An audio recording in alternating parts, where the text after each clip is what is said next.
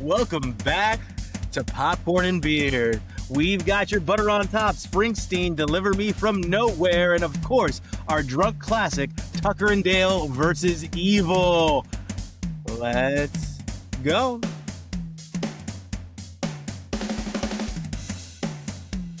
Welcome back to Popcorn and Beer, your sister's uncle's favorite baseball players' favorite movie podcast, where some use tomatoes and others use thumbs. We use the stuff that gets you drunk. Now, was he rushing or dragging there? Answer wrong and I slap you in the face. All right, so a little bit of fun mixed with our other podcast. We have a little thread, hopefully now, as we go into the Sad Fan tomorrow. Or pardon me, yesterday. Forgot the way we do this. Theater of the mind, everybody. Anyway, here we are with a classic disagreement on our butter on top, which again was Springsteen, Deliver Me From Nowhere. I'm going to let Josh go first to try to convince me that this is a good movie, a good biopic. And if he cannot, I will scathe it in my review of how bored I was for an hour and 15 minutes. Also, how annoyed I was that I got 3 Springsteen songs in the first hour and 15 minutes and no good soundtrack in a Springsteen biopic until the last 35 minutes. Anyway, that's a little snippet of what I'm thinking, Josh. I'll tell you why I'm going first. I'm going first because if you go first, I'm going to be irate and loud, and I'm going to bust these microphones. I thought you were going to do a Toad from Mario Kart, Josh. I did. I thought you were going to go, I'll tell you why I'm going first, because I'm the best. All right, yo. Springsteen, Deliver Me From Nowhere. What's his name? Jeremy Allen White? Yes, sir. Yep. Okay. Hey, man, I liked it. And I think I've said before, can we just stop with biopics, or as I like to say, biopics? Because they're usually so formulaic. They're usually so pretty and accurate. They really just tell the legend instead of the story, which can be good. Depending, I'm not counting them all out. There's good ones. I think that's what happens when the artist gets to have say in the documentary or the biopic. Oh, that's a big part of it, yeah, for sure. But it's not always a bad thing, like I said. You got to bend it a little bit, of course. Like in this one, they bent the love interest is not a real person. She was just like a symbol of, I guess, all the girls that Springsteen ran around with or something. But similar to the Bob Dylan thing, I guess. I don't know. I thought she was the best acted part. I thought she was the best. Yeah, she was very good. I think that's right. The best acted role was Frye. Yeah. So yeah, we're talking back to the formulaic stuff. Very often it's kind of the same story. This is him at his peak. Let's go back to when he's a kid. And when he was a kid, he had a tough time. Let's show him the struggle. And then he comes out on top, and then boom, and he's the greatest that ever lived. That's how a lot of biopics go. Biopics, whatever you want to say. This kind of did that. But really, what we're really focusing on here is one small period of time where he's trying to make an album. It's not like they talk about his childhood. They talk about, he's at his peak. But really, it focuses really tight on the making of technically 2 albums. And that period of time and what he was going through with that. And then there's other things that it branches out on. But I really appreciated how it kind of broke the standard formula.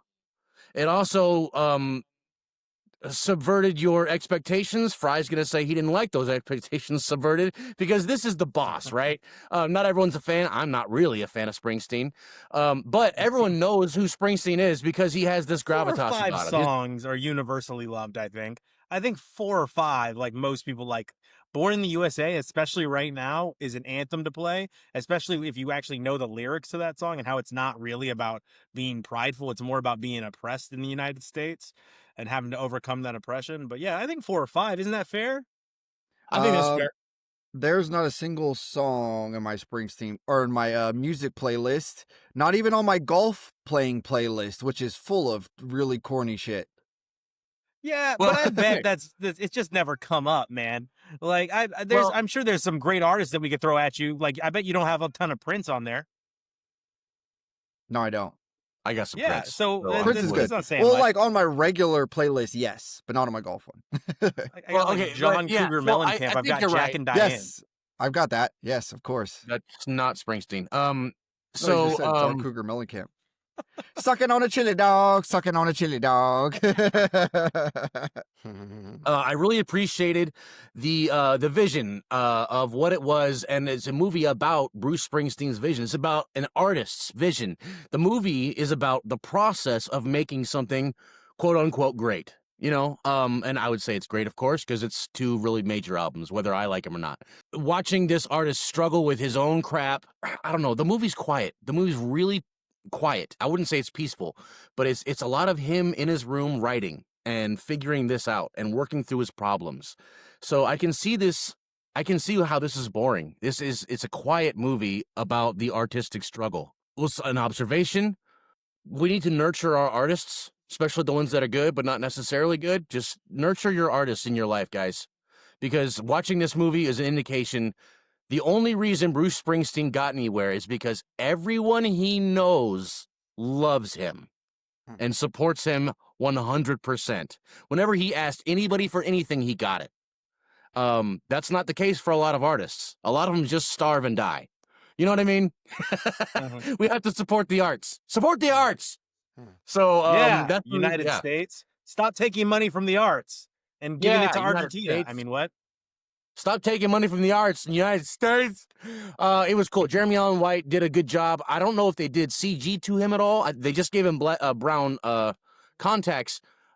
Did they do something to his nose? I don't know. But there's a lot of times I looked at him and I was like, holy crap, that's Bruce. It was really alarming how his mannerisms, I don't know what he did to himself to make him just really fill that role. It was good. I don't know if he was singing. It sounded good.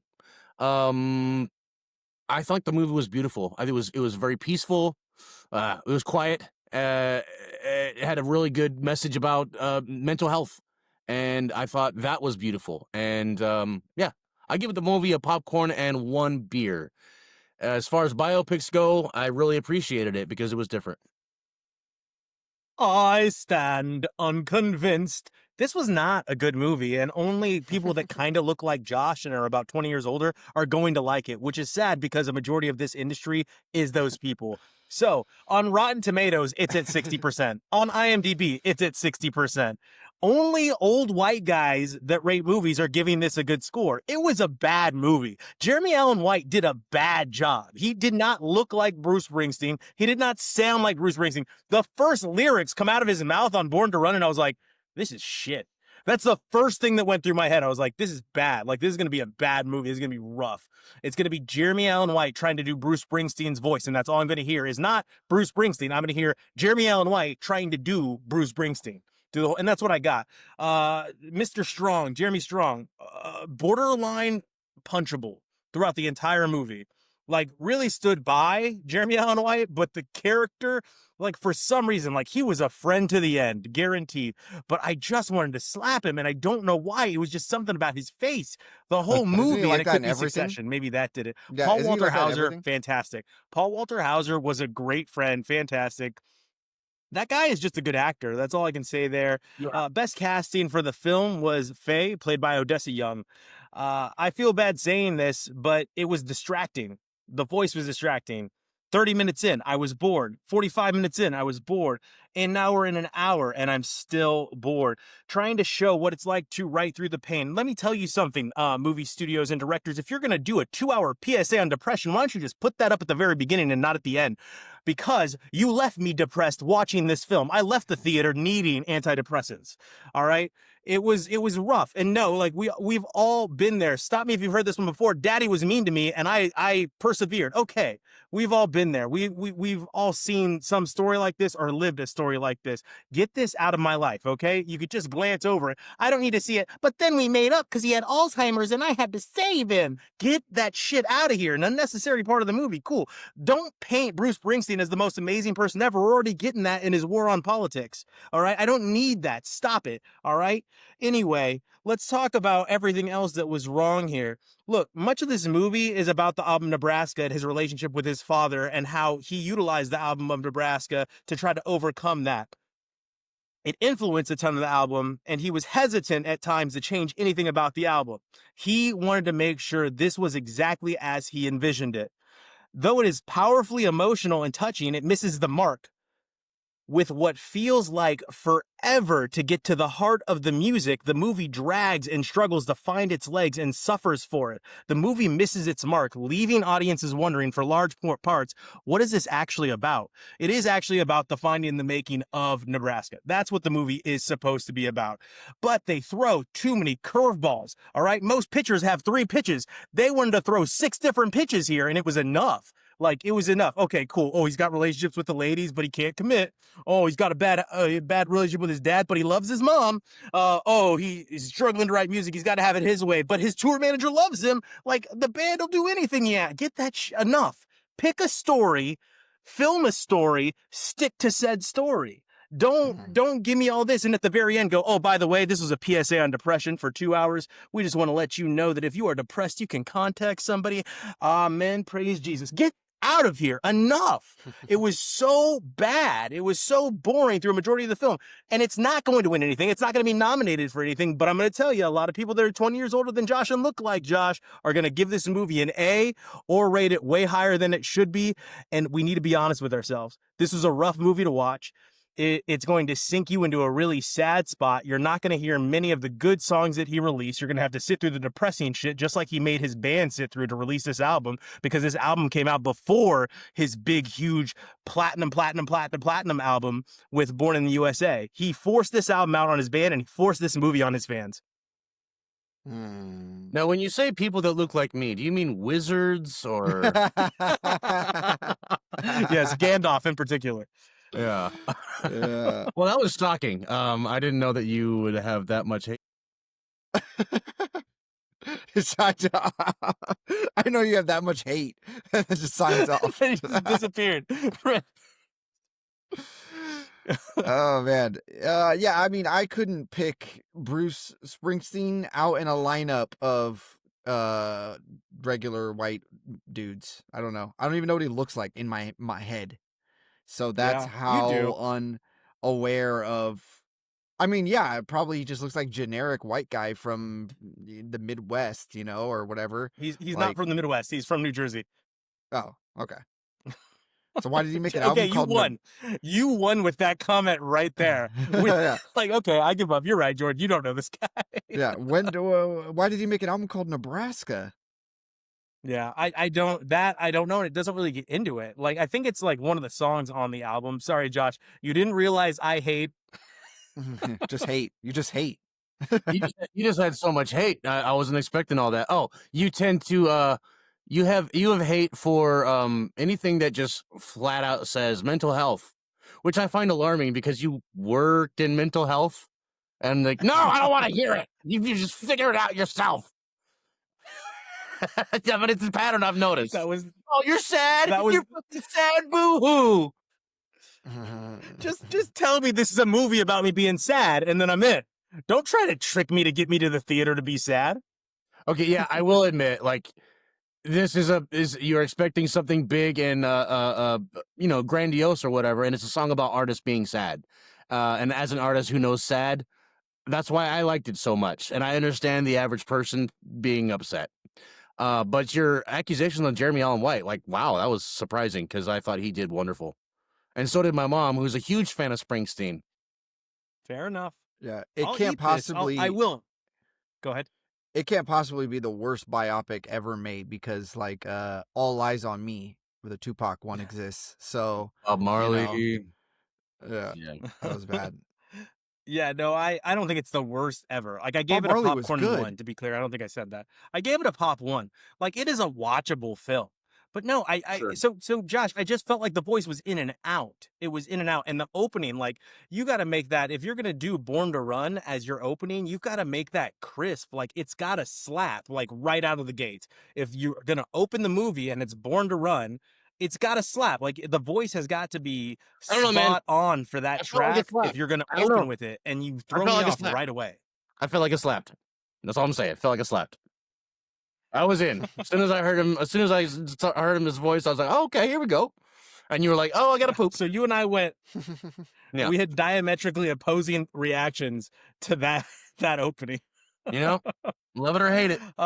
So here's the thing. I think we all, based on our sense of humor over these years, liked the drunk classic. I do. I'm gonna go out on a limb and say we all liked the drunk classic because we all have a fairly niche vein in this. So I will tell you, you know why I didn't remember this film, Jordan? It's because this was a beer pong movie. This was a movie that you play beer pong to, and it plays in the background where you're shooting, and you just, what the hell's going on there? Like, what was that? Yeah. Like, that's one of those. Or watch this part, this part's great, or I love this part. And then you just keep playing beer pong, and there's a stereo playing something in the background, and the movie's got that going on, and you're playing that. That's this kind of movie. What movie is it? What is this movie about? So I'm going to go ahead and I'm going to say I've never seen it all the way through. That's what I'll movie? say. Yeah, you said the Tucker name and Dale. of the movie. Yes. Dale and Tucker versus Tucker Evil? and All Dale right. Tucker and Dale versus versus Evil. is our drunk classic. I said it at the beginning credits. If you didn't listen at the first 15 No. seconds, that's on you. Okay. You got to repeat This is stuff. Basic broadcasting. So Pause for station identification. sorry. You guys made me insecure, and I'm covering up with hatred. So I apologize. Let me back up. That's my move. So here's my straight up review. Just two Blumpkins doing their best, the best that they can, Blumpkins? and bad stuff keeps happening. I mean, I'm sure she liked pancakes. That was my review. Did you call them Blumpkins or Bumpkins? Yeah. Bumpkins is what he meant to say. You said Blumpkins. As I Anyway. sink further and further into the quicksand. But this movie knew exactly what it was, and they played all the way through. Like they Yeah. played through. Followed through Everyone hard, was yeah. bought in, and it was funny. I mean, you fall in love with Dale. Like you just fall in love with him. You can't help it. He's the sweetest ever. He's wearing a hat that says "Giver," which is fantastic, especially when you take into account when the scene when they get pulled over by the police officer. And like he comes up with a hat that says "Giver." Chef's kiss. Beautiful. Yeah. Love it. And then the bowling alley at the very end. What a way to end the film. Like you just Yeah. gotta go for it, man. You He just, just Hates gotta that woman. try. That's great. The dog, like I think we can all relate to the dog. Like, I'm gonna be real angry. What are you gonna do? I'm gonna be real mad. So I'm gonna give this movie a popcorn and 1. I enjoyed it. Jordan, or actually, let's go to Josh, and then Jordan, you can tell us why you chose Tucker and Dale. Okay, keep it short and sweet. This is wonderful. Movies like this with the gore, the horror, I tend to avoid. So when I first heard of the movie, when I first watched it, I was skeptical that I was going to like it. And of course, I loved it. This time around, I hadn't seen it in a while. I knew it was gory. So, told my mom, like, hey, maybe you shouldn't watch this. But she did. And she loved it. Yeah. It's just funny, You had man. your blankie ready though, didn't you? Yeah, for sure. But there's just so many. The deaths are so funny, and then when they're trying to talk their way down to the cop and everything, there's just so many parts where it's just unbelievably funny, and it comes down to Alan Tudyk's facial expressions and just general slapstick type of stuff, and little things like that. Like the bad guy, this is where evil lives. Like the corniest line they could find. Like they really had a team working on that line because it was so corny. It was beautiful. It's just enjoyable, very cute, very adorable, very unbelievable on purpose. Like really, like she was raised on a farm. Okay, sure. Okay, yeah, whatever.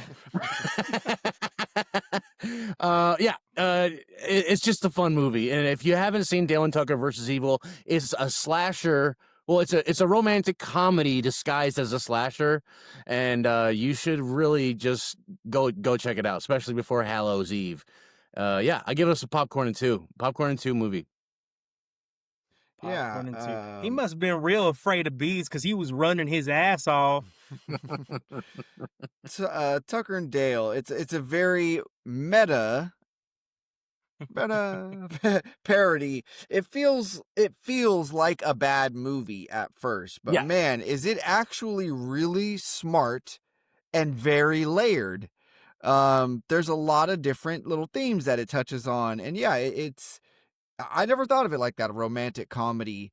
It's half Disguised romantic, as half a buddy. yeah, But yeah. yeah, I Yeah. like it. Alan Tudyk is like the kind of top build guy in this, character actor extraordinaire, right? He's most famously Steve the Pirate from Dodgeball, right? There's a No, guy he's most pirate. famously the sci-fi show guy. What is it? The Aliens or Area 51 or whatever, that show that ran yeah. for like 9 seasons on He's played it. Sci-Fi.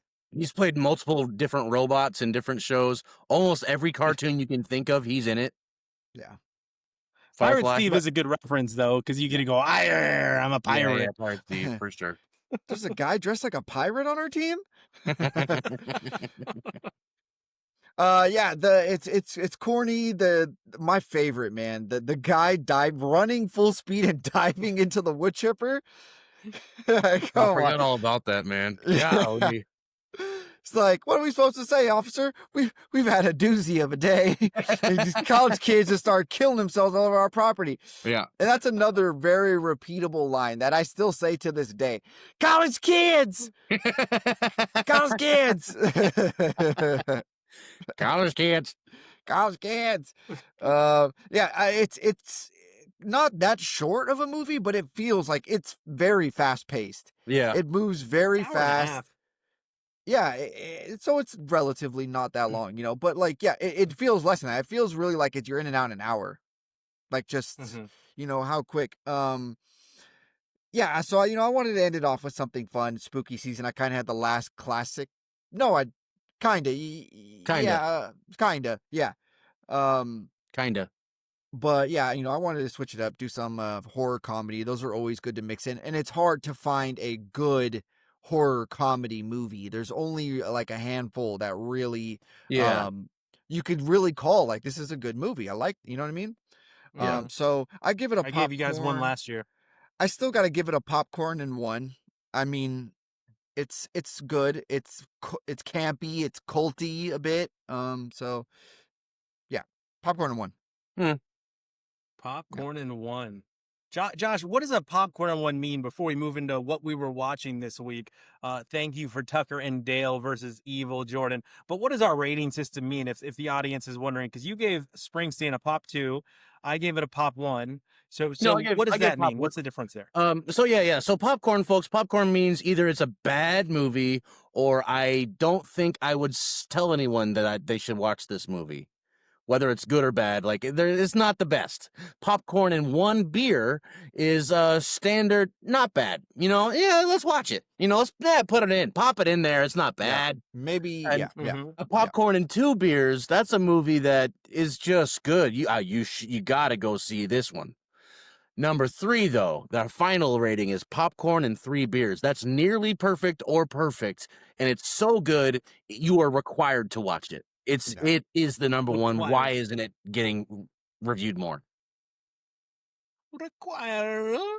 Mm-hmm. Absolutely. Thank you, Josh. So now I'm going to give you Iron Man 3. Again, if you've been paying attention the last couple of weeks, I have been going down the Marvel timeline. So I'm going in order of the events that have happened. So this gets me to Iron Man 3. First off, the revenge speech is the best part of this movie. After Happy gets exploded at the Chinese theater, like when he walks out to all the press and you wanted someone to come after you, well, you just signed your death note, pal. Like that speech is phenomenal. Now the rest of the movie, not so much. It's tough. I love this. Here's another quote. The final quote I'm going to give you before I get really into the nitty gritty. Dads leave. No need to be a pussy about it. When he's talking to the little kid about his dad leaving, like that's what they do. No need to be a pussy about it. Is fantastic. It's really a story about what it's like as a superhero trying to recover from a traumatic event, from suffering through PTSD. However, it's one of the lower rated Marvel films, and it suffers from the superhero gives up his powers. Stop doing this. Stop doing it. Man, it is a poison amongst superhero films that directors think that on the strength of not like whatever they think they're capable of, that this movie's going to be good if they just stop being a superhero. It's not. You're going to ruin a movie. Stop doing this. Stop. I beg you. Anyway, he's mixed up with another organization that sadly did not get enough play in the Marvel Universe. Hopefully it comes back. This organization is AIM. AIM is huge in the I forgot comic about books. AIM. Yeah. Yeah. So they introduce us to AIM, and then you never hear from AIM again. The Mandarin, one of the better villains in the universe. They make him kind of a joke, and Yeah. you never really get more from the Mandarin after that. So it suffers from. I think Josh, you reviewed a movie last week. Oh no, I did Thor 2, and you said yeah they really kill a great character by kind of making him fodder for the An movie. actor. Well, you Served get in Yeah. him. You get him in Yeah. Shang-Chi. Yeah, he had good Shang-Chi, redemption yeah. there. This movie, I mean, it's Robert Downey Jr.'s first solo, or last solo, pardon me, as Iron Man. And it's sad that this was the last solo Iron Man project because it could have been so much better. And instead, they tried to take a different route, and that different route just did not work. Nothing Mhm. quite measured up to Iron Man Part 1 until Civil War, and we're getting to it. So we're going to give this movie a popcorn and 1. Jordan, what were you watching? I watched the new The Hand That Rocks the Cradle. Hmm. Ooh. This was a Hulu movie, and it just does have that Hulu movie look and feel. I don't know how to describe that, but there is just something about the acting. Like, even good actors get into Hulu movies, and there's just something about it that screams Hulu movie, okay? Which is not a good thing. It's the Not a good commercials. thing. Yeah, all right. So this is a remake of a movie that came out in 1992. Huh. And this is always a movie that I've heard of from, older women, like, oh, this movie is so freaky and scary, and it's always like this, sounds like this traumatic experience watching this movie. Can we just be Um clear? Jordan was raised by primarily older women. That was not just like a sideswipe. yeah, no. Some people are in this movie that you recognize from somewhere, right? That's what I'll say. Like, everybody has a face you're like, oh yeah, I've seen that guy in Oh yeah. something, but I don't What's know what. what's he That guy. Yeah, The, yeah, a bunch of the like DiCaprio character meme. actors. Yeah, you get like, what's his name? Martin Starr, right? Martin Starr has a pretty big part in it. I'd say like that's the guy that you definitely like, okay, I know his name and face, and um so, the original, the 1992, began the whole infiltrator undermining the female character to make her look hysterical. Like, Oh. that's a trope in movies that we see all the time, right? The infiltrator is a Shakespearean character, right? The whole like Ophelia, yeah, woo, um, but Super like guy. this, Like yeah. we just do DuckTales? Did we just do DuckTales for Shakespearean? I said Shakespearean. Woohoo. Yeah, like super gaslight mode. Is that what we're talking about? Yeah, exactly. Like, slipping her pills, and, just doing things to make her, yeah, gaslighting for sure. The girl clearly, like, if we're just, let's say that the actress playing the antagonist is, she's really acting her butt off, which I don't see it, but yeah, let's just say she is. Look into this girl's eyes, character lady, and see that the deadness in her eyes. Like, she has manic eyes. Like, you can tell, like, if you look at side by sides of somebody who's like in a manic depressive state, and when they're not, you can tell manic eyes are a thing, right? Yeah. Oh And this yeah. girl's got manic eyes. Like, God, she looks crazy. They changed things from the original one to the new one. The original one, it had a very simple, pretty straightforward plot. It took place in Seattle. Of course, they had to move this one to LA. The setting is LA, and so it's very LA obnoxious, okay? It takes the themes and the original plot, and just adds more depth to the characters, adds more relevant traumatic themes that happen to both the antagonist and the protagonist, because that's really what it boils down to. It's a mom against her nanny. Okay. Right, this nanny Mhm. is making her look crazy because she has a vendetta against this woman that I'm not going to reveal, because it's a pretty good twist. I mean, knowing that this is a remake, so like along the lines where this movie is headed, the general direction. So that's not really spoiling anything, but they add a good twist on it, and then there's a twist on that twist. Hmm. Okay, and It's a actually, it tease. was good. It Double all twist. felt, yeah, it all felt very predictable, but they get you in the end for sure. There is some surprise, and I liked it, honestly. Like, I know I'm doing that thing where I'm talking a little bit of crap about it. But I was surprised. I was impressed. Okay. I had low expectations. And I was pleased with this movie. It felt very short. It didn't drag very much. Lots of tension. There's a disgusting scene where Martin Starr's character is trying to get DNA on the girl to do like a test. Martin Starr is her gay friend, and she's like, "Oh my God, she's doing something, but I don't want to seem like I'm, a crappy person for investigating her." And so he's doing a DNA test. He goes in her garbage and gets her used Oh. teapot, right? And yeah, it shows him he's like holding it with his bare hands. He's holding it, and it's too much. It's too much. Too much. Not a fan. Give it a popcorn. Honestly, I give it a popcorn, but like it wasn't bad. It What wasn't a that roller bad. coaster of a review. Yeah. I know I'm doing that thing where I'm killing it, but it's really good. And then but I'm gonna give it a popcorn. It's a popcorn. It's worth a watch, like if you're just really desperate to find like some kind of horror thriller, psychological thriller type film. Like it's just got to be something you're in the mood for. I don't know. Hand that Okay. rocks the cradle. Hulu. That's fair. That's all fair.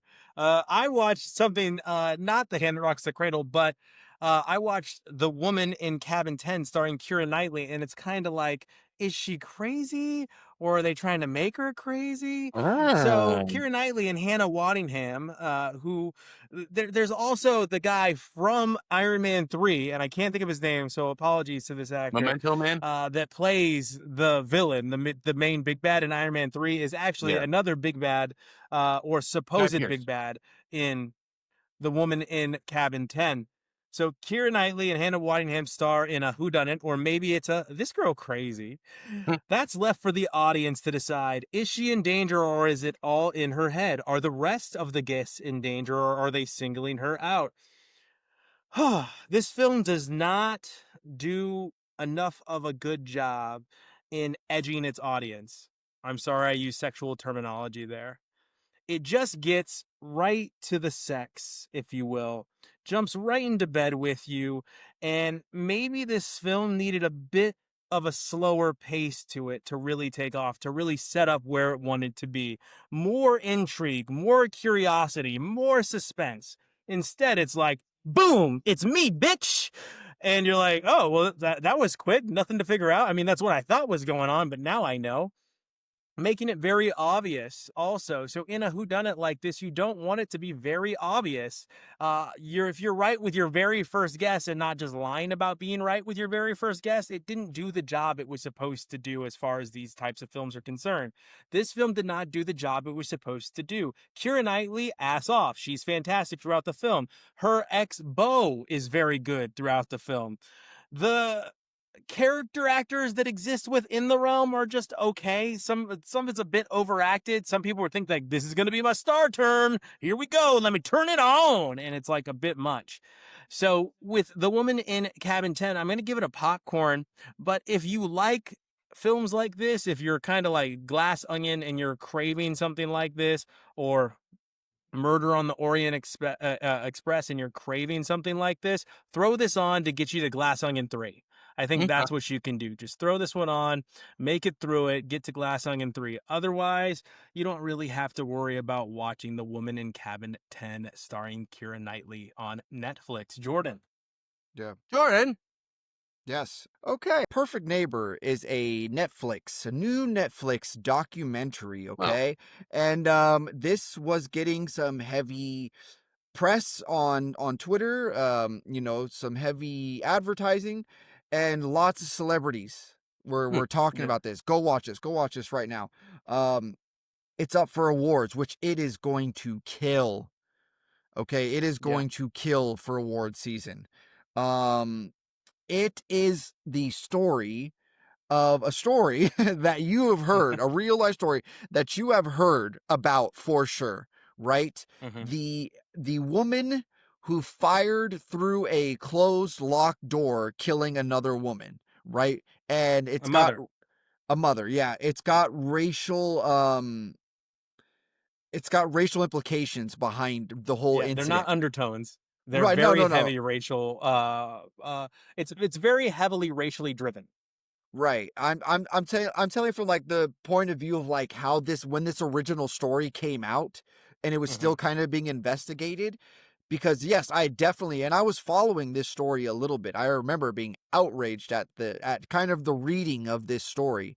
Um so I didn't know what actually ever it came of this, right? So, is this all revolves around Florida's stand your ground laws, which are an Hmm. abomination, right? Stand your ground laws. It's essentially and there's data that they tell you about during the filming. It's like it's disparate like it's the law basically that says that you feel like your life is in Eighty imminent percent, danger, that you eighty can percent disproportionately are murdered African Americans. right. You are legally allowed to kill somebody if you feel like your life is in danger. If you're And yes, scared, blast away. That's the yeah, rule. Yeah, that's essentially exactly. the law. And Yeah. and South Park even made fun of this law with the Trayvon, right? Trayvon Martin was that when South Park was like, "Yo, like this is ridiculous. You can't just shoot somebody." Yeah. Yeah. It's a heartbreaking story, man. It is, but it's gripping. Like you can't look away. It's told through all body cam footage, police Hmm. body cam footage, and what is it? Interrogation room footage. Interrogation room footage. Yeah. Uh, but come on, man. The cops were dragging their feet quite a bit. Like while the good thing, this is in the news. I'm not spoiling anything here. The good thing happens at the end, right? You get the resolution that you're hoping for, but man, do the cops drag their feet Mm. on this thing hardcore. Like, look at her history of lying Yeah. about stuff. Like, really, it's pretty open and There's a shut. scene where she commits vandalism, like public vandalism. Yeah, and just straight lies about it. And oh Hmm. my God, this was making my blood boil. This was really it for me that really showed the glaring disparity in the enforcement and the process of law that different groups face. The amount of time and warning and patience they give her to get her ass out of that chair in the interrogation room after Yeah. she's charged, after they're like, ma'am, you are under arrest. Please get up so we can handcuff you. And she's just like, nope, I'm not doing it. I can't. Yeah. I can't do it. I'm not doing it. And they're like, ma'am, you really need to get up. You're under arrest. Yeah. I'm like, put her ass on the ground. Yeah. Throw her out of that chair and put her on the That's what ground and y'all put her like in to handcuffs. do. Right. And they just No, I refuse to mean, do it. instead of that, like to quote Matthew McConaughey, now imagine she's black. In the movie, Yeah. he says she's white, but now imagine she's black, and what would have happened? What would have Yeah. happened? It would have been a different story. And Yeah. that would have been a Headline. charge. That would them having to throw her on the ground, they would have added resisting arrest Yeah. to her record. And do you think they did that to her? No. No. They gave her every opportunity to make a better decision, which they don't give commonly, to other groups. So, this was great. This was great. I recommend it to everybody to watch. This is a popcorn in 3. Popping So 3. so I gave it a popcorn and 2. It probably will be up for best documentary, especially with the way they were able to edit together all the footage and piece together all of the recorded voice calls. But this movie, outside of what Jordan said, gives us all the reasons why children can't be children in the United States of America anymore. Yeah. Like literally Um, right in front of you. Like kids, Like, in my head, I'm watching this, I was like, outside of the heavily making fun of adults, and again, I can't speak to that because they don't have footage of what the back and forths really were. But the footage they did show, it was like, man, that just seems like kids being kids, man. Like, and they weren't bothered. They didn't appear to be bothering anybody. A lot of times they're playing football, riding bikes, playing with their dogs. It's hard Yeah. to tell if they actually matched her signs or if she matched her signs and then said they did it. Like, there's a lot that goes. She accuses the kid of picking up a giant dog and putting it in the back of her truck. At which case, one of the adults laughs and goes, "That dog is bigger than that kid." So I don't know. There's a lot of it, and there's a lot of why we can't. Not just kids can't be kids, but why communities can't be communities anymore. Because Well, you've always got to have one that's tearing apart the community and that Yeah. won't let people be people. yeah. Won't let you be outside barbecuing. Won't let your music be up past 8 o'clock. Like there's Every always that person. Yeah, every neighborhood has, as they refer to her as, the neighborhood Karen, right? The scary house, the house that you're not supposed to get on their, their lawn because they'll yell at you. And so the kids in the neighborhood, of course, target that house really for just not like criminal destruction, but just for hijinks. Like, oh, dee, we went on their lawn, or like, how close can you get to their gate and run away? That type of Yeah. thing. Yeah, I mean, but it leads to a lot of self-blame that's going to be lived with for the rest of their lives because of the extreme actions of this individual, of this insane person. I don't want to spoil it, but I do want to explain why the charge was what the charge was, but we'll save that for another episode, I guess. But there's a big reason why you can't always jump to life. Like, and it's typically because oh, I don't know how to talk around it. Anyway, it's typically because prosecutors don't think that they're going to be able to get the conviction on a murder one, so they go for a lesser charge that they think the jury can stomach to give. Like Yeah. that's what was happening.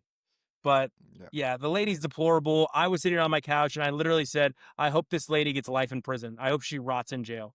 Like Yeah. that's literally what went through my head. I mean, I tell people all the time, like I've been angry, but I've never thought about shooting somebody in my life ever. Yeah. I've never This is thought like even as I get older, tell me if I'm wrong. I don't even want to get into a fight. I don't want to get into an audible altercation. I don't want to get into an argument. I just want to keep living my life as I get older.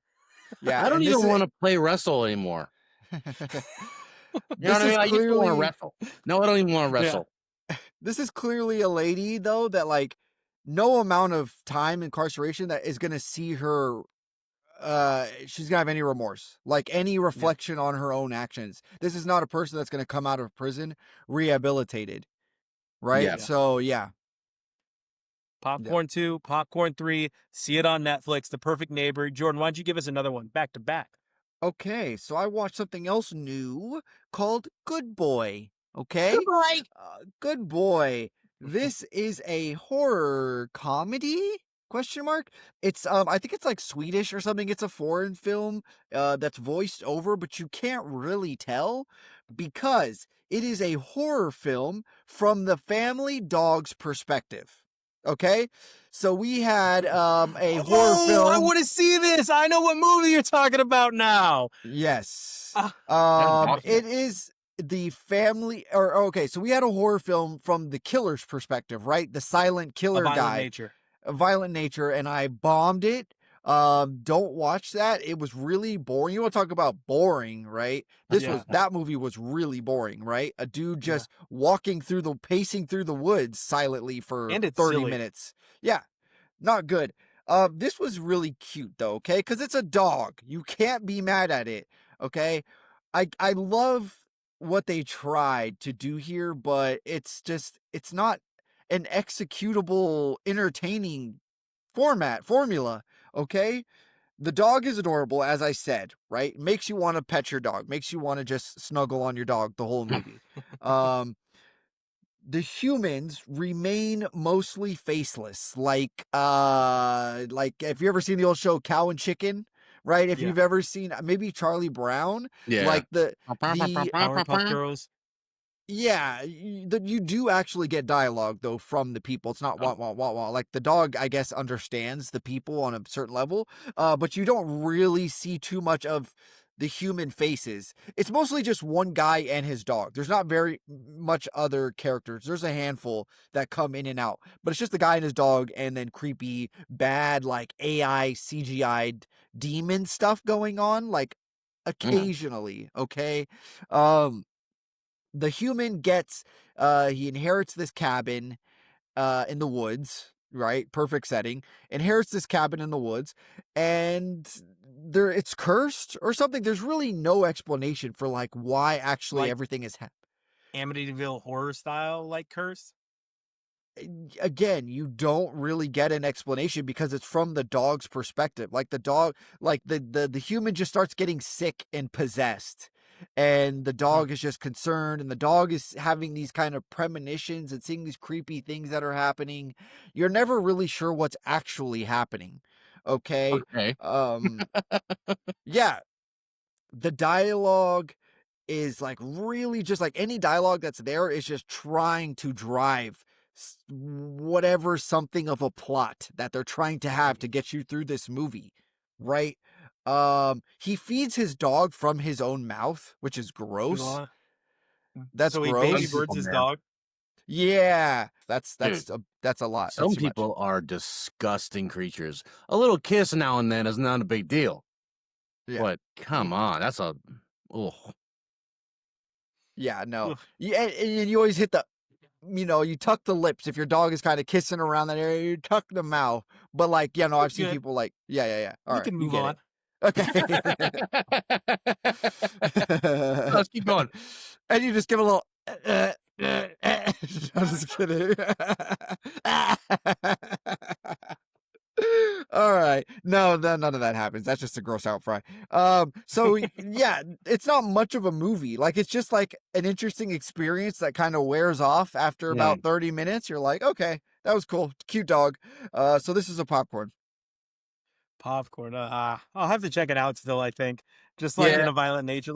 I think it's the uniqueness of what I admire what they're trying to do. They're telling you, hey, this is what we're going to try to attempt. And I kind of want to see it. Go for it. I want to encourage more filmmakers, like, go for it a little bit. I don't just want to see IP, over and over again. Like, so. Oh, yeah.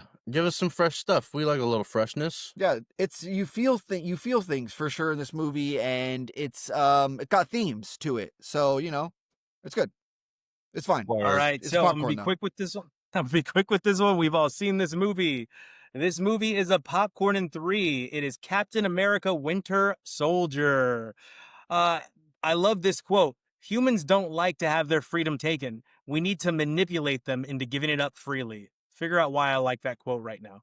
Anyway, this is widely regarded as one of the best, if not the best, Marvel films of its era, and it still holds up, with multitudes being poured into it, from a spy angle to a nostalgia angle to a superhero angle.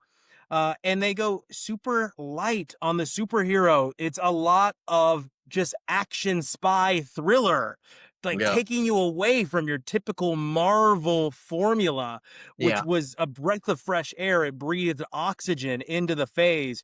You've got Natasha Romanoff, played by Scarlett Johansson, crushing it. You get Sebastian Stan's second reveal, but this time as the Winter Soldier. You get introduced to Falcon and Anthony Mackie, and you get introduced into what we've also lost a little bit, which is the U.S. government being infiltrated by Nazis. It's weird how Disney was right on top of this. Anyway, I meant Hydra. Hydra is what I meant to say there. But I feel like that is a lost thread that we need to pull on more, because that is such a consistent thread throughout the universe, that Hydra exists, and it exists within the higher levels of our government. So if I was to say anything, Disney, I'm reviewing it. I'm pop 3 in it. Let's go back to those spy thrillers. Let's go back to, hey, they've infiltrated. We don't need the Skrulls to infiltrate. We've got Hydra among us, and we want those storylines because you were balling outrageous with them. Jordan, what is your next review? Or if you guys want to talk about Winter Soldier, go ahead. Sorry. It's dope. It's dope. Yeah, good movie. Really great. So I watched a classic killer. Classic killer. The Sixth Sense, okay, starring Bruce Willis and Haley Joel Osment. Yeah, this is a creepy movie. I'm gonna say right off the bat, it's a popcorn and 3. It's an all time like parodied movie, Mhm. referenced movie. This is a good movie. Okay, it's really creepy. The scene with all the cabinets, the mom leaves the room for a second, and then she comes back, and all of the cabinets in the kitchen are open. Woo! Mhm. It really sets the tone for like, oh crap, this is some deeply unsettling, haunting, scary stuff, right? Dude, Um, when he's on the stairs and that guy's like locked in the dunny waiter or whatever. Yeah. yeah. The mom said, I'm just gonna point out because like most, again, this being a classic killer, like most people have seen this, and I'm not gonna. Still, this is one of the movies where you never give away the ending in a public setting. Like, unless you kind of make that eye contact and go, okay, you've seen this, okay, cool, right? You never want to give this one away. Uh, although on like the fifth, sixth watch of this, it's pretty obvious. I feel like once you know, it's so obvious what's going on here. Mhm. But anyways, she said she's gonna make him pancakes, and then she's like, "All right, you want some pancakes? Okay, you got about an hour. All right, like it does not take 1 hour to make pancakes. What is? Yeah, that's Yeah, 10 minutes at the ridiculous, max. ridiculous. They have a blue porcelain toilet in their house. Um, I, I don't even know what era, You like sound time era. offended. You I sound am. offended by that. I am. It's ridiculous. Yeah, it's from a different era for sure.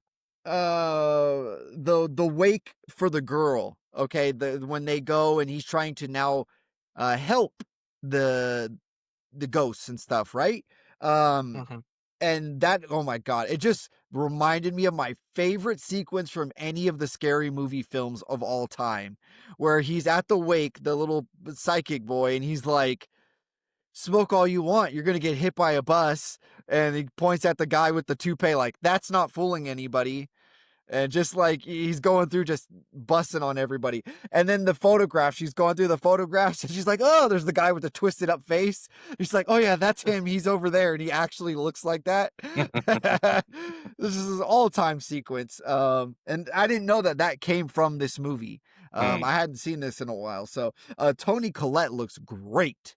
I had no idea that was Tony Collette. Forgot Going, about that. Yeah. first watching it. Donnie Wahlberg is the underwear guy at the beginning of the movie, which Huh. I did not know. Yes. It's great Homage acting. to his brother.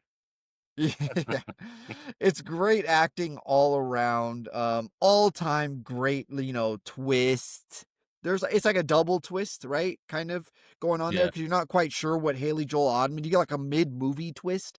It's M. Night Mhm. Shyamalan. Okay, what a twist! What a It's a twist! definitive Shamalama Ding Dong. Yeah. Yeah. So, like I said, I give this a popcorn 3. I'll be quick. I finally finished House of Dragons season 2. It took me forever, right? But then they've announced that they're getting ready for House of Dragons season 3, and The Night of the Seven Kingdoms is coming out. And I was like, well, I better get on this and watch these last 2 episodes of this show. So I tuned in, wrapped it up. Obviously, the CGI is phenomenal. That is where the entire budget goes. The acting is still fantastic. Costume design, set location, all beautiful. The problem is the writing. Because it is season 2, they're really looking to set up the rise. Unfortunately, it crescendos at a wait and see, which is terrible. Like it was actually a really fun season. Yeah. It's a really fun season until like they're like, no, we can't give them all the goods, can't give them every, and then instead of like keep building, it levels. And Hmm. I didn't want it to like keep building. If you're gonna leave me with a wait and see, leave me with a wait and see. I'm on the cliff. I want to be at the top, baby. I want to feel that fresh air, and it does not do that. So because of that, we're going to give season 2 of Game of Thrones House of Dragons a popcorn and 1. They really Mm, leveled out too think I agree with that. hardcore on the last 2 episodes, unfortunately. So Yeah. popcorn and 1. Go ahead, Jordan. I watched Monster, the Ed Gaines story, that Frye has reviewed already on Netflix. It's the talk of the town. Of Yeah. course, I was like watching this and I'm like, oh, this has got a weird kind of tone to it. And then I look up who's the producer. Of course, it's Ryan Murphy of American Horror Story and all of these things. And of course, Ryan Mhm. Murphy has to turn everything into a queer analysis of Hollywood. Everything he does always ends up like that, okay? And I'm not saying like there's nothing, it's not, it's just, I've heard it already. We've heard it 1,000 times, Ryan Murphy. You have a go-to, and it's getting played out, okay? His voice, Ed Gein, Mother, you're being rude, Mother. You need to knock it off. Like, That's good. You I did a good know. job. That was good. That was solid. I know. I walk around my house doing it all the time. Turns on my wife. His voice sounds like Adam Sandler in The Hot Chick. The would you stop with the damn drums? I'm sorry, I'm just really into your story. It goes way off the rails, okay? This needed to be maybe 6 episodes. They throw in so many things that didn't actually happen. You get the mine hunters in this, which never actually happened. He didn't actually speak with or meet with the mine hunters. It's really irresponsible, I feel like, the way that this story is told. It's very socially, historically irresponsible, right? Because impressionable, of course, like teenagers and stuff are going to watch this, and they don't do any actual research. And it's just the tone of this kind of spins him as like he has redeemable qualities about him, which he does not, you know? I'm introduced to my favorite TV show character of all times, the old lady. So they spin this fake story that basically Ed Gein helped the FBI catch Bundy, right? But this totally did not happen at all. And so he's watching the TV and the crazy people, and they catch Bundy, and he's like, "Hey, look, I helped them catch that guy." And this old lady turns around and she's like, "No, you didn't. You're a you-know-what sucker. You suck you-know-whats." And then she like gets escorted out of the room. Suck you-know-what, suck you-know-what. Like, it's like the greatest. I watched that like 5 times again and again. And every time somebody says they watch this show, I immediately say that line and they know exactly what I'm talking about. They're like, I watched that Ed Gein show, and I'm like, "No, you didn't. You suck you-know-what." It's great. It's great. But this is it's really something. I didn't like it. I'm gonna give this a popcorn. I'm gonna give it a popcorn. I didn't like it at all. No, it had its moments. I could say that Yeah. it had its moments. The voice is unbearable though. The voice is so hard to deal with. Charlie Hunnam, he acted his ass off though. Like, I really give him his credit. He really went for it. Like, it was a pretty brave performance, I'll say, for his career. Trying to go for an Emmy. Yeah. So I did the Rise and Fall documentary of And One. You guys remember the clothing brand And One and the And One mixtapes? Yeah. Yep. So the brand, just so everybody knows, was incredibly influential, not just in basketball, street ball, but also in hip hop. I forgot about that. A lot of the cuts that they were releasing on their mixtapes were like unheard, unplayed hip hop songs that they find in the corners of the galaxy, which was really cool. I also learned in this documentary, and you're gonna learn this too, And One almost went out of business before they ever really took off. So they made they were making millions and millions in apparel, in shorts and shirts, things like that, gear. People really loved their logo, loved their designs, and they almost lost everything when they took a gamble to compete with shoes, because what else goes into basketball? Shoes. And their first athlete they ever signed, do you know who it was, Jordan? Hot sauce? Stephon Marbury. Stephon Marbury was the first Starbury. athlete they ever signed straight out of college. And you know what happened to him on his first play? Injured. Broke his ankle. Yeah. He broke his you're ankle talking on about his their very shoe first brand. play. Yeah, dude. Yeah. So, And One, and it's kind of cool how they say it. They're like, "Oh bleep, it's done. We're done." Did the best rookie just break his leg wearing our shoes on national television? Yeah. Like, literally, they almost go out of business, and that's what births the And One mixtape. I will be honest with everybody. I caught up with And One in the early 2000s when it started to show on ESPN, when they were doing the tour to find like the next great athlete. Yeah. I had forgotten that the professor was the very first pick. He was the very first one to make the tour, and he outlasted everyone through 29 different cities. to Yeah. like stay on the tour. One of And the he's good still quotes relevant. was anything a Yeah, white boy Professor's can still do in around. the hood gets amplified by like 5 times. Mm-hmm. And I thought that was really funny when they like shine light on that. It it's interesting and it takes you down a road, and I was feeling nostalgic because I remember it. I mean, the shoe designs, like you forget how ideal and cool their shoes were when they show the Tai Chi. Like it made me want a pair of Tai Chis. Like that Hmm. shoe was super dope. But what they don't tell you is they worked the designer so hard that he developed a digestive disorder. Like they Mm-hmm. worked him. He's I don't know how true it is because it comes from him, but 364 days. But he looks sickly when he's on film and he's talking. Like he looks like somebody who was jacked up. And he's like, I was so young, I didn't realize the toll that all the work was taking on my body. So they work this guy into the ground, and he's like a huge part of their business. They work him so hard, he just calls and goes, I quit. Like I quit because they called him and they basically had the nerve to go, hey, where are you on this? And he produced them millions and millions and millions of dollars of profit. So when they like had the nerve to do that, he's like, I'd been up like working, 20-hour days for a week straight. And he calls me and has the nerve to say, where is this product? I just quit on the spot. I just said I quit. Good for And him.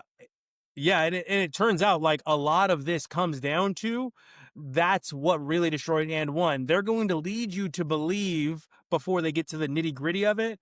And I mean, it's left to your own interpretation, but that it was Nike. When Nike released their streetball gear and their streetball commercial, that's what crushed and one. But it was really the fallout from the players starting to discuss their salaries and the players finding out that some of them were only making like $15,000 for the 3 months they were working. Now, granted, that's $5,000 a month, but that's nothing compared to the millions and millions of dollars, to the point where one of the basketball players says, yo, I remember I threw a pizza in the tour manager's face, and it shows like the altercation because he got on the executive bus and they were eating like shrimp and steak and fine like wine and things like that. And then on their bus, they were just giving him pizza. And he's like, Mm-hmm. no, like this isn't fair. What you're doing isn't fair because you're making the money on our back. And that's Wow. really, in my opinion, what destroyed and one was that. Like they found out Yep. that they were keeping all the money for themselves. Late stage capitalism, bro. Yeah, they So need to bring back those trash talking T-shirts. yeah, Those yeah. were It was the cool to see all the best. I gear. remember Like one all of the them gear was dope. you score the same way you were born, accidentally. No, it was good. Like and Josh, for the hip hop angle, I think you really like that angle from it.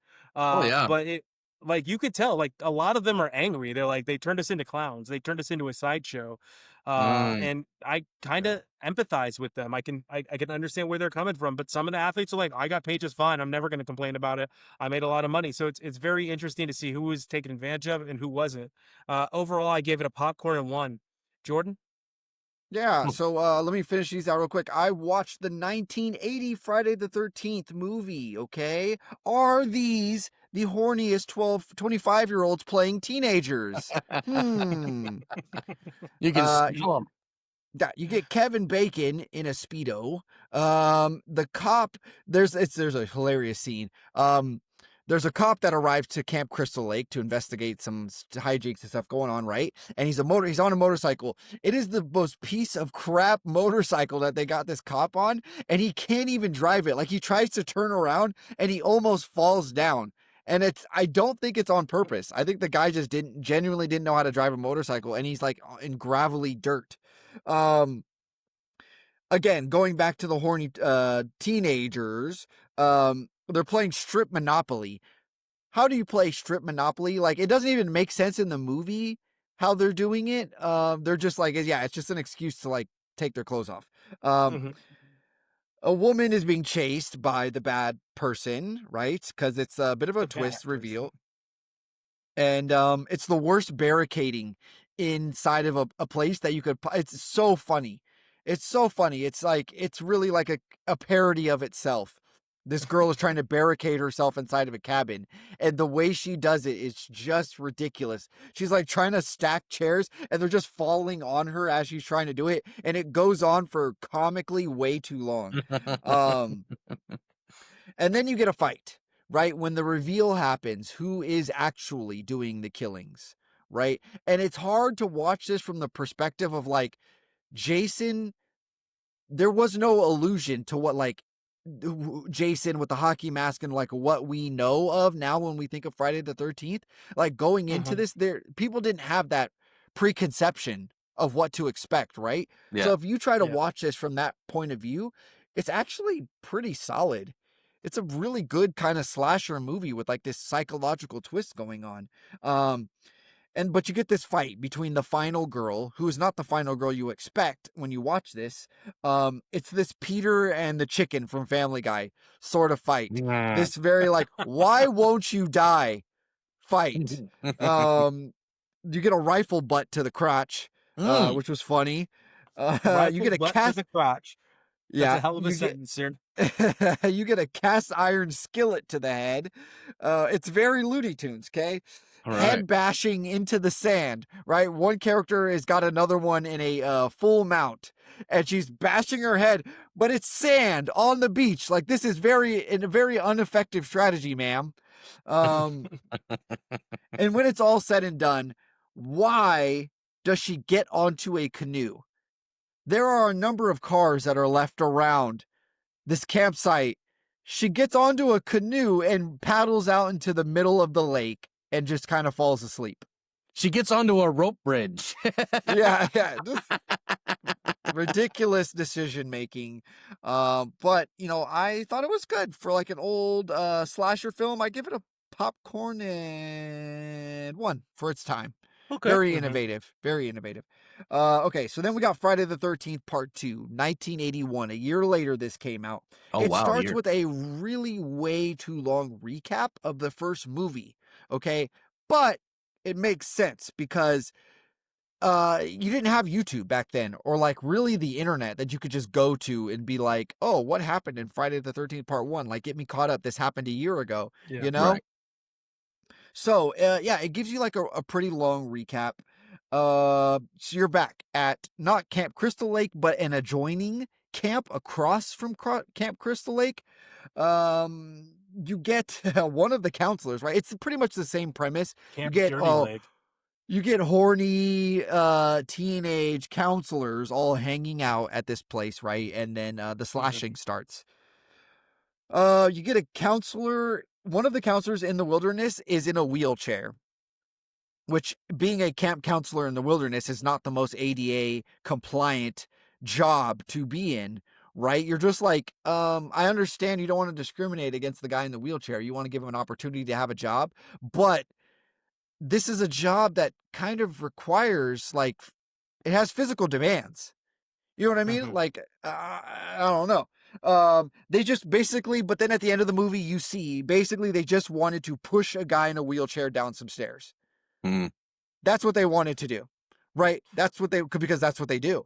That's what they wanted to do. We don't know why you're here, kid. Right. And you're looking to see where this goes. Do we actually, because you get the scary stories around the campfire, oh, this guy got killed and his mom was the psycho and blah, blah, blah. So you're waiting on this appearance of who's the killer, right? Are you going to get at this twist? And you do eventually get like this Jason, not as you know him type figure, right? He's Bagman.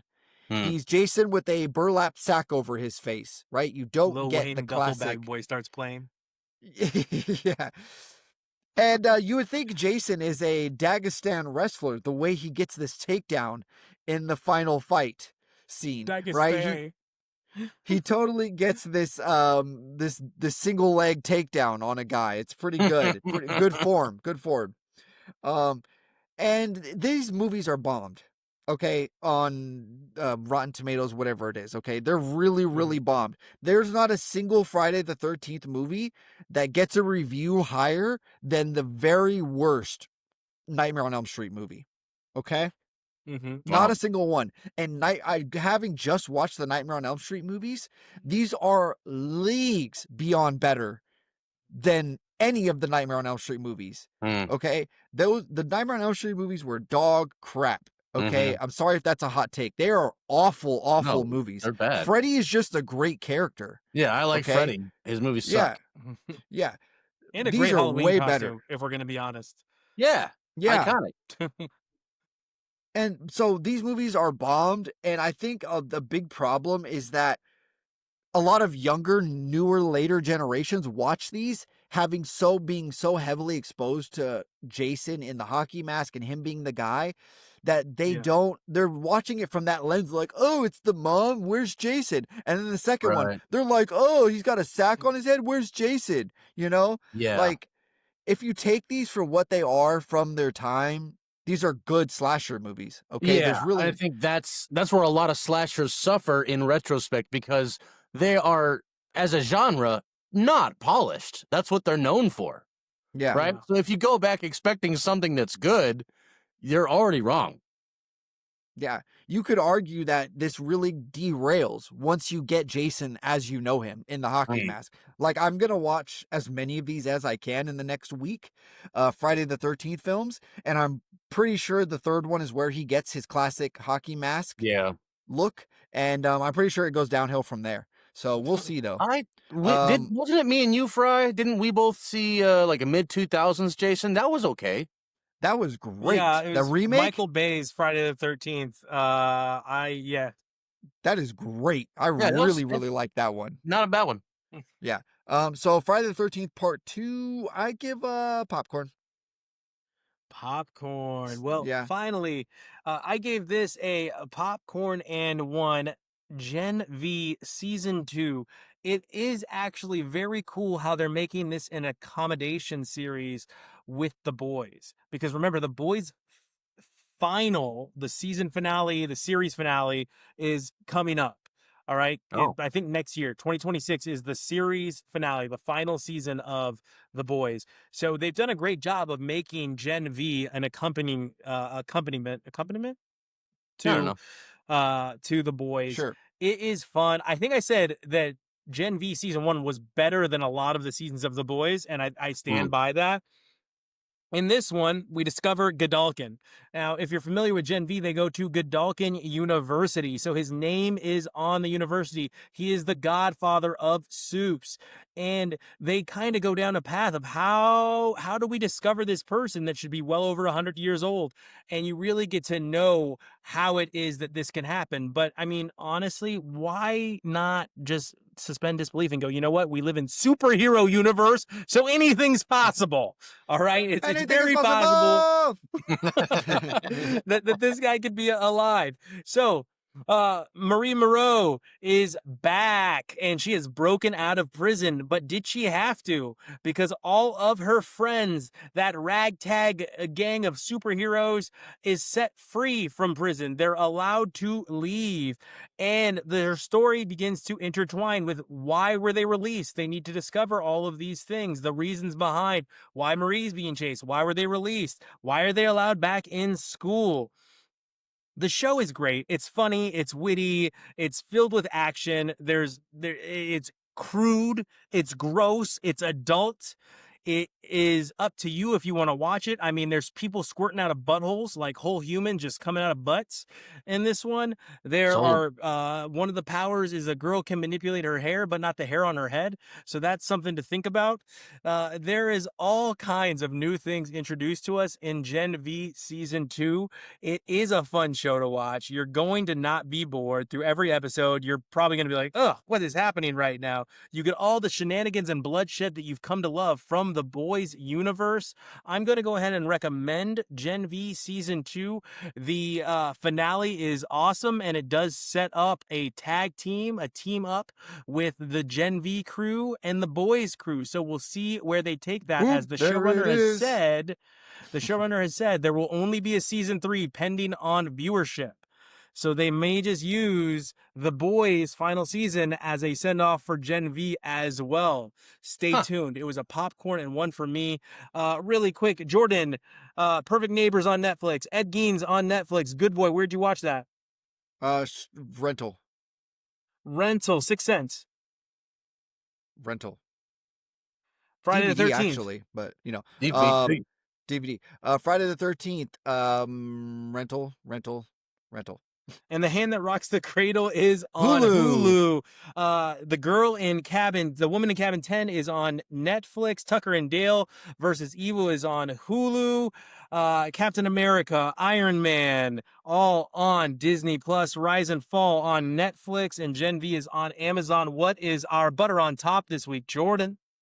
We are going to a Yorgos production, right? His Yorgos? movie is Begonia. Oh, I'm sorry, Begonia.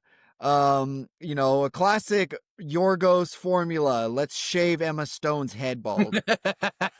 And let's See how it throw goes. Jesse Plemons in there. Let's get a little Yeah. Jesse Plemons action. Watch He the lost the weight, nominations too. pour in. All right, so for our drunk classic, I've got to take it all the way back to the 70s because my last one was Mandy. We are going to watch an absolute classic that I think everyone in the world has seen. It made us all scared to go into the ocean. We're going to watch Jaws. Of course. Sure. You, Never saw it. you can't watch. What? Go ahead, Josh. Sorry, I interrupted you. Never seen it. Oh, you've never seen Jaws? No. It's got- about time. It's about time. I've got the Jaws Lego set on my mantle in front of my TV. It's awesome. Nice. Yeah. There we go. You're going to have to pull a Josh and float it in front of the screen. Oh, I Before we will. talk about I it. will. Ba, Yes. ba, ba, ba, ba, ba.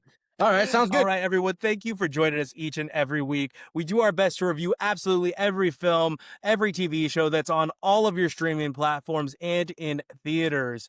So when you join us at the theater to see Begonia, remember, you get the popcorn and we got the beer. We'll see you next week. Halloween.